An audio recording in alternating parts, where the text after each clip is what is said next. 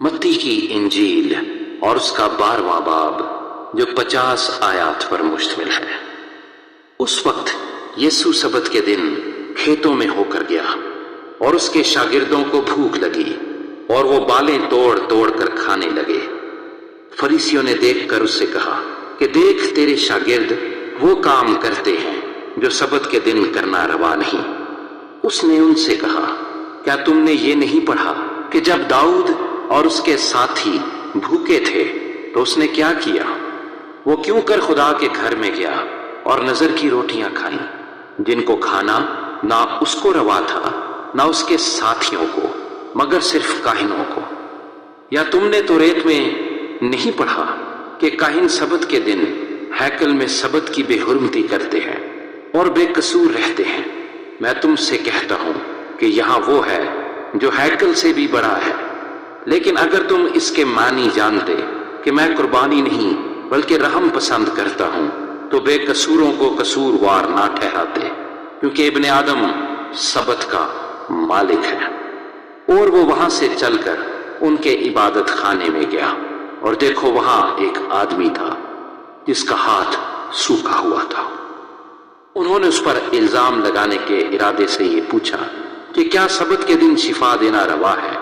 اس نے ان سے کہا تم میں ایسا کون ہے جس کی ایک ہی بھیڑ ہو اور وہ سبت کے دن گڑھے میں گر جائے تو وہ اسے پکڑ کر نہ نکالے؟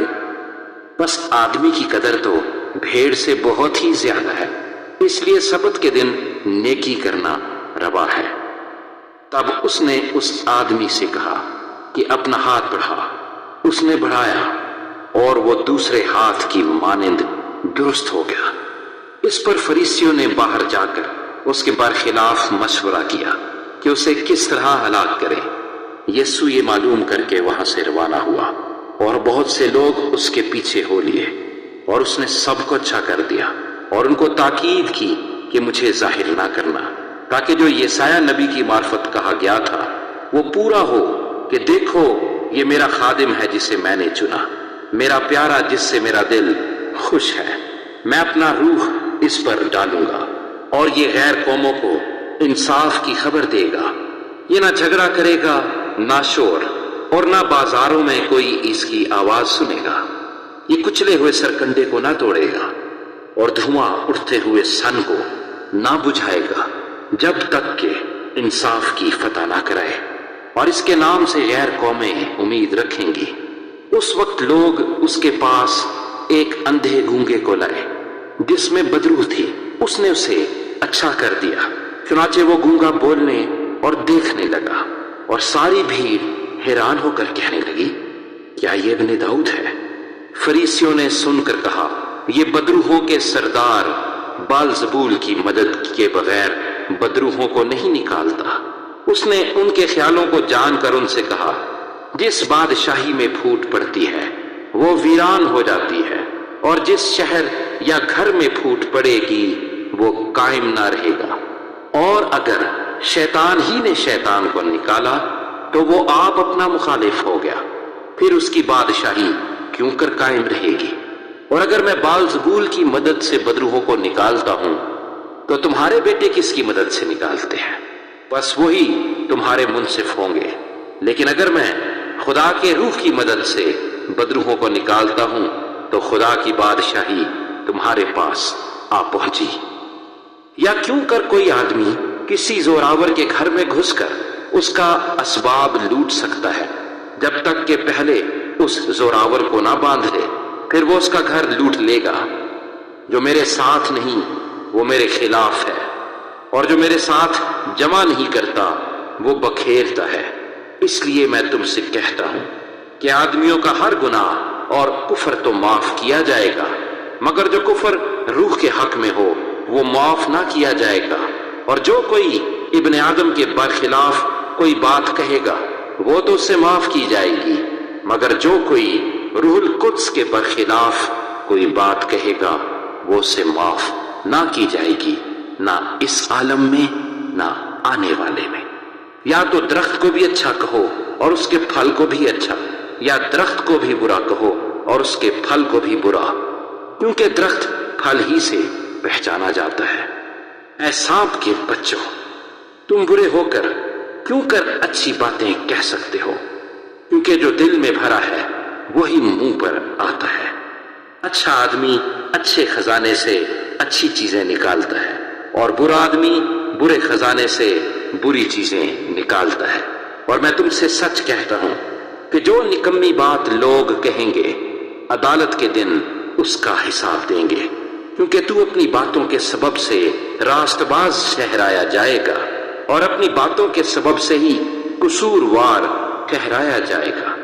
اس پر بعض فقیہوں اور فریسیوں نے جواب میں اس سے کہا، اے استاد، ہم تجھ سے ایک نشان دیکھنا چاہتے ہیں۔ اس نے جواب دے کر ان سے کہا، اس زمانے کے برے اور زناکار لوگ نشان طلب کرتے ہیں، مگر یونا نبی کے نشان کے سوا کوئی اور نشان ان کو نہ دیا جائے گا، کیونکہ جیسے یونا 3 رات دن مچھلی کے پیٹ میں رہا، ویسے ہی ابن آدم 3 رات دن زمین کے اندر رہے گا۔ نینوا کے لوگ عدالت کے دن اس زمانے کے لوگوں کے ساتھ کھڑے ہو کر ان کو مجرم ٹھہرائیں گے، کیونکہ انہوں نے یونا کی منادی پر توبہ کر لی، اور دیکھو یہاں وہ ہے جو یونا سے بھی بڑا ہے۔ دکھن کی ملکہ عدالت کے دن اس زمانے کے لوگوں کے ساتھ اٹھ کر ان کو مجرم ٹھہرائے گی، کیونکہ وہ دنیا کے کنارے سے سلیمان کی حکمت سننے کو آئی، اور دیکھو یہاں وہ ہے جو سلیمان سے بھی بڑا ہے۔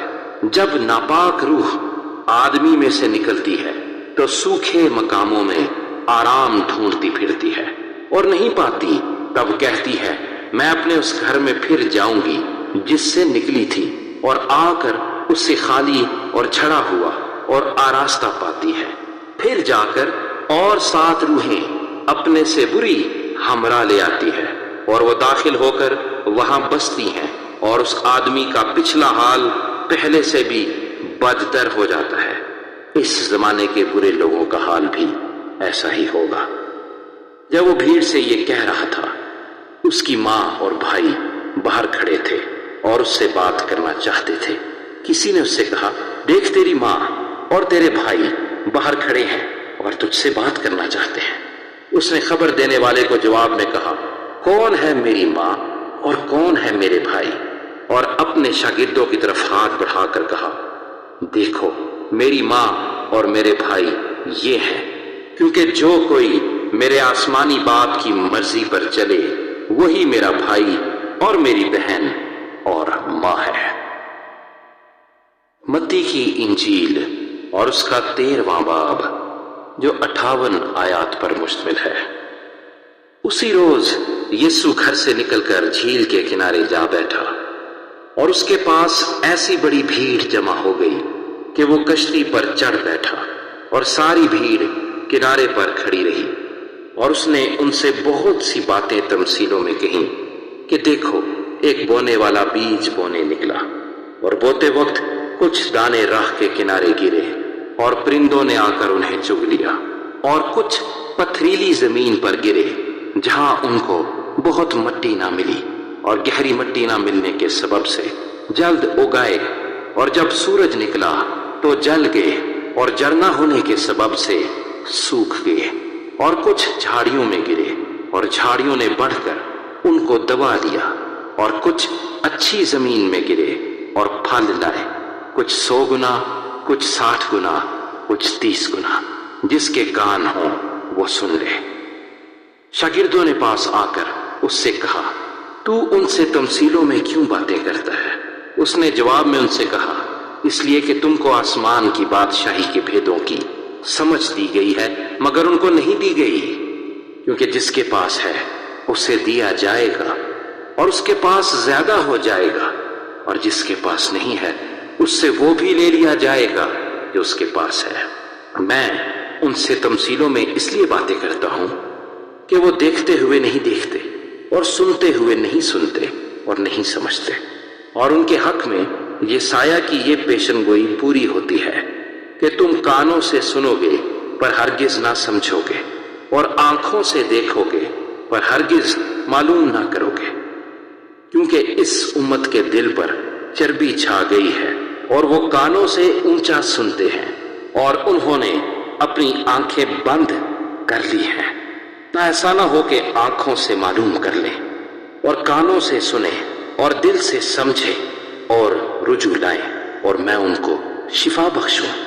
لیکن مبارک ہیں تمہاری آنکھیں اس لیے کہ وہ دیکھتی ہیں، اور تمہارے کان اس لیے کہ وہ سنتے ہیں، کیونکہ میں تم سے سچ کہتا ہوں کہ بہت سے نبیوں اور راست بازوں کو آرزو تھی کہ جو کچھ تم دیکھتے ہو دیکھیں مگر نہ دیکھا، اور جو باتیں تم سنتے ہو سنیں مگر نہ سنی۔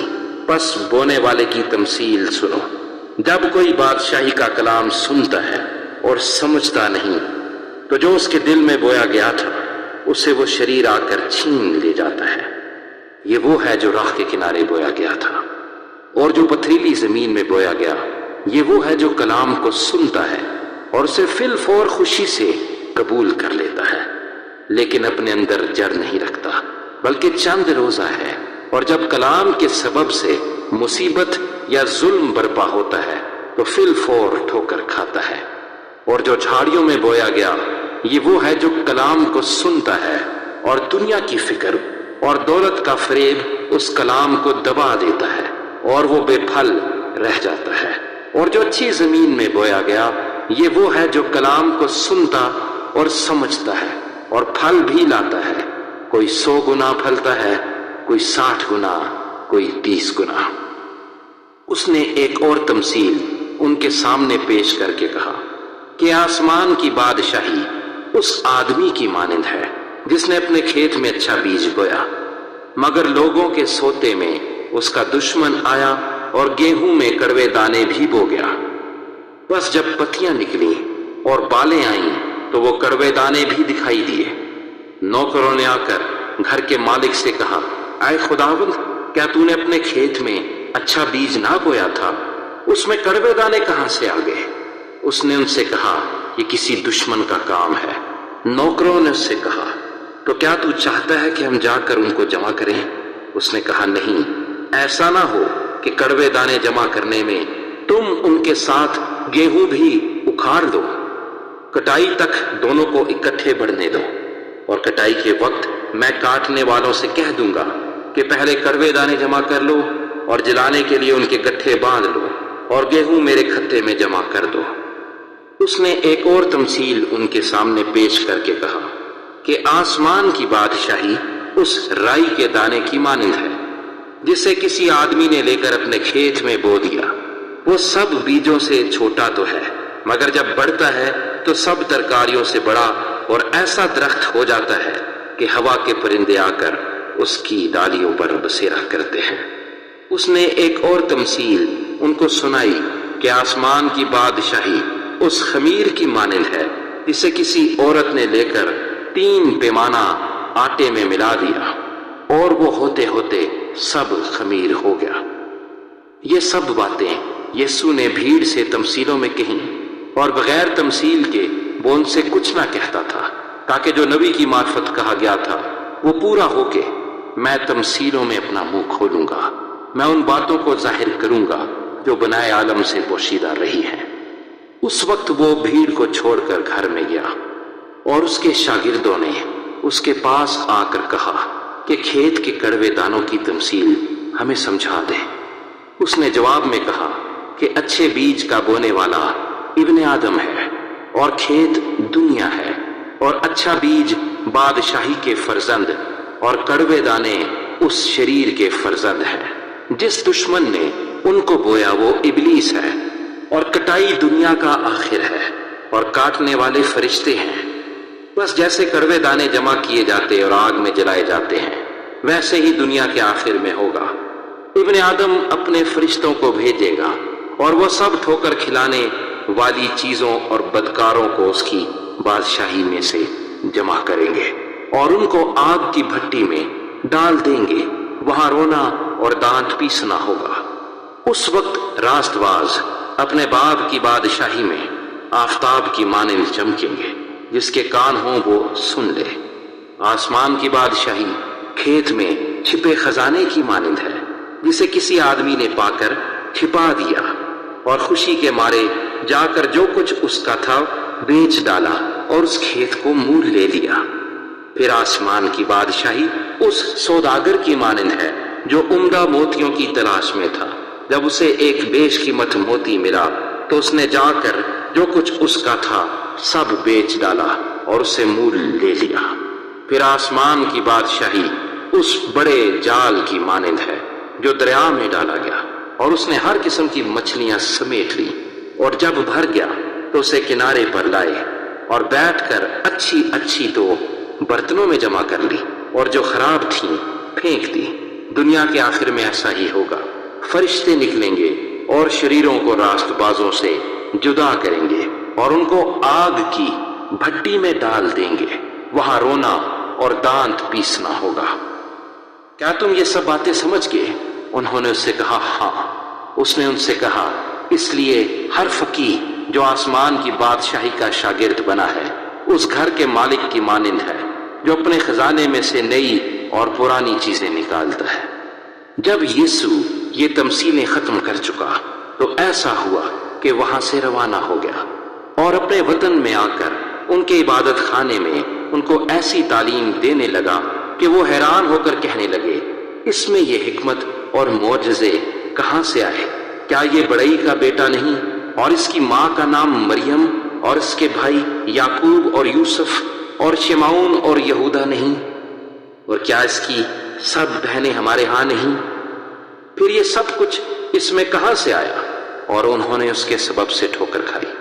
مگر یسوع نے ان سے کہا کہ نبی اپنے وطن اور اپنے گھر کے سوا اور کہیں بے عزت نہیں ہوتا۔